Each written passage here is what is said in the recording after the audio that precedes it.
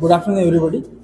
तर आपल्याकडे जी केस आपण स्पायनल ट्यूमरची जी केस केली आहे, तर सर्वप्रथम सांगायचं म्हणजे की अशा प्रकारचे जे केसेस असतात त्या आमच्या प्रॅक्टिसमध्ये युजली आम्ही ब्रेन आणि स्पाईनचे जे ट्यूमरचे केसेस करतो त्यामध्ये जवळपास 15% पेशंट जे असतात जे आम्हाला स्पायनल ट्यूमरचे सापडतात.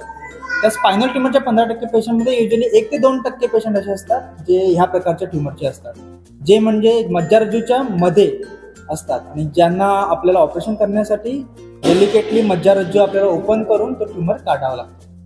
तर सर्जरीमध्ये चॅलेंजिंग गोष्ट तीच असते की अशा प्रकारच्या ट्यूमरमध्ये जो आपला मज्जारज्जू असतो त्याला डॅमेज होण्याचे चान्सेस असतात. त्यासाठी आपण ॲडव्हान्स टेक्नॉलॉजी, ॲडव्हान्स इक्विपमेंट जे काय असेल ते आपण या ठिकाणी वापरले आहेत.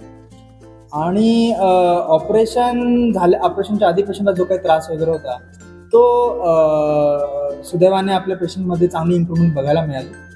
तर युजली 6-7% पेशंटमध्ये आपल्याला न्यूरोलॉजिकल डेफिसिटचे चान्सेस असतात, ज्यामध्ये जे परमनंट डेफिसिट असतात ते होतात आणि रिकव्हरी वगैरे जे असते ते 80-90% पेशंटमध्ये होऊन जाते.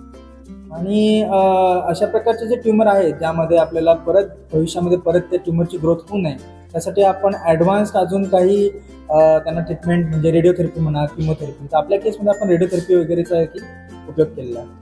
तर हे सर्जरी करताना आपल्याला जवळपास एक 6 ते 7 तासाचा टाईम लागला टोटल. आणि पेशंटला पोस्ट ऑपमध्ये म्हणजे सर्जरीनंतर खूप काही प्रॉब्लेम वगैरे आले नाही, ज्यांची जी रिकव्हरी होती ती स्मूथली झाली आहे. आणि अशा प्रकारचे जे ट्यूमर वगैरे आहेत किंवा ब्रेन ट्यूमर, स्पायनल ट्यूमर, ह्या सगळ्या आपण सुविधा ज्या आहेत त्यांच्या सुविधा आपण मेडिकोर हॉस्पिटलमध्ये सध्या देत आहोत. आणि जरूर काही कोणाला न्यूरोसर्जरी संबंधात काही पेशंट वगैरे असतील, कोणाला काही ट्रीटमेंट घ्यायची असेल तर आपल्या मेडिकोर हॉस्पिटलमध्ये त्याची इथे आपण सुविधा देऊ शकतो. बोलायचं तुम्हाला व्यवस्थित केली आणि डॉक्टरांनी खूप काळजी घेतली. काय त्रास होतो तुम्हाला? सुरुवातीला काय त्रास होता? तुम्ही कुठं कुठं फिरले आणि इथं कसे आला? आम्ही खूप दवाखान्यात फिरलो यूरोलॉजीसाठी.